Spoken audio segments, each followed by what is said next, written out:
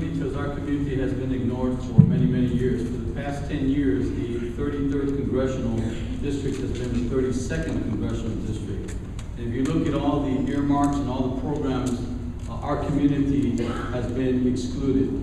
If you drive down Jefferson and West Davis, you'll see that our streets are in disrepair. If you go to West Dallas, you'll see that it's been abandoned. If you go to Fort Worth and you go to Irving, you go any community within our district, you'll see that there's been a blatant neglect of our community. I'm going to go to Washington to use my influence to bring jobs to our community, to help create a vocational training program, to motivate young children to be successful and achieve, and so that our teachers have the resources to teach them. I'm going to push economic development. I will not be beholden to special lobbyists. My commitment is to the residents of the 33rd Congressional District, and that is who I am going to represent. Capital to small businesses. I would promote invest in District 33. I would use my influence as a congressman to get corporate America to also contribute. We spend money on them, but they don't spend money on us. I think that we have to look at, I disagree with Ms. Castañeda, I think we have to look at the 33rd Congressional District as more of a global situation. We need to look at Cockrell Hill and do some construction infrastructure. We need to go Jefferson and West Davis and Irving and South Irving and begin to reconstruct our roads. That will create jobs. That will stimulate businesses. That will grow the economy. That would be the most productive reinvestment of resources in our community. And we think a congressman needs to be an advocate to be able to do that. Invest in our community, invest in our future, make sure that we have the resources that we've never had. I think that one of the programs that I would work on is creating a small business loan investment program. If we can get federal deposits from the Department of Education, the Department of Homeland Security, if we get companies like Metro PC and some of these big companies to invest their deposits into community bank, that community bank would then be able to provide small interest loans by waiving their fees. Instead of getting a loan that would be a loan at 5%, they'd be able to get a loan at 1%. We need to stimulate that kind of investment to small businesses so that they can create jobs, so that they can grow the economy, so that they can compete with other markets, and so that in the end, that strengthens the 33rd Congressional District. I am not a Royce West Democrat. I am not owned or supported by Martin Frost. I am not a Tom DeLay Democrat. I am going to be the people's Democrat. And when people call me, they're going to have someone that will fight for them.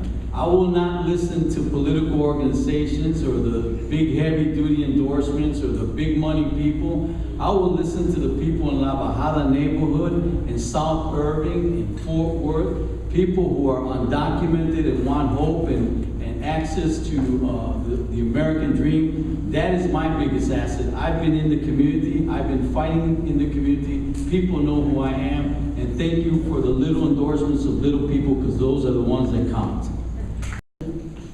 The first thing that I would do is I would bring my mother's grandchildren home from Iraq and Afghanistan and spend some of the money that we're spending over there, the trillions and zillions of dollars that we're there spending in Iraq and Afghanistan. I would begin to invest that money here.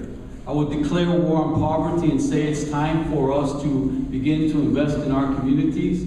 I would rebuild the streets of our community that are in disrepair. I would invest in creating a vocational training program that would provide jobs for our community. I would use my influences to tell corporate America that it's time to invest. But if we end the war in Afghanistan, we bring everyone back home from Iraq, there's trillions and billions of dollars that we can spend on America, and that's what we need to do. Thank you. I can only say that my role in making sure that we have political representation in Washington is because we've been fighting on issues that have been important to the Hispanic community in Farmers Branch and Irving. I think that when someone tries to take credit that I've been this and I've done that, well, the credit goes to the demographics, the explosive demographics. But the good thing about this whole redistricting process is that I live in the 33rd Congressional District. I don't have to move move into the 33rd Congressional District if I'm elected. So when you go out to vote, ask who at this podium lives in the 33rd Congressional District. Stand up. I'm going to stand up because I live in the 33rd Congressional District. Who else lives in the 33rd Congressional I'm glad he has one qualification. He lives in the district.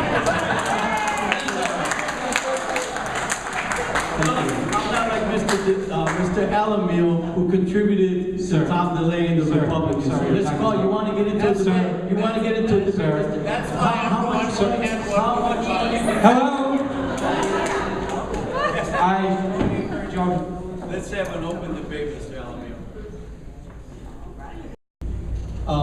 I will continue to fight for my community as I have always done for the past 6 years. I'm not perfect, and I guess there's nobody in this table that's perfect. We've all made mistakes in our lives. But one thing that you're going to find from me is that I will not buy this election because I can't afford to buy this election. I'm going to work very hard to earn this election. I'd like to respond to Mr. Alamil. I've never contributed to Tom DeLay. I haven't contributed to the Attorney General who's trying to take away all our rights. I'm not a Tom DeLay Democrat. I am a people's Democrat. I think it's people need to look at all the candidates and look at our imperfections, but also look at what we have done for our community, how we have fought for our children, how we've been great advocates for the future of our community. And when you look at that advocacy and you go on the internet and you see who has done what, Carlos Quintanilla has been a fighter for our community, and I will continue to fight. Thank you.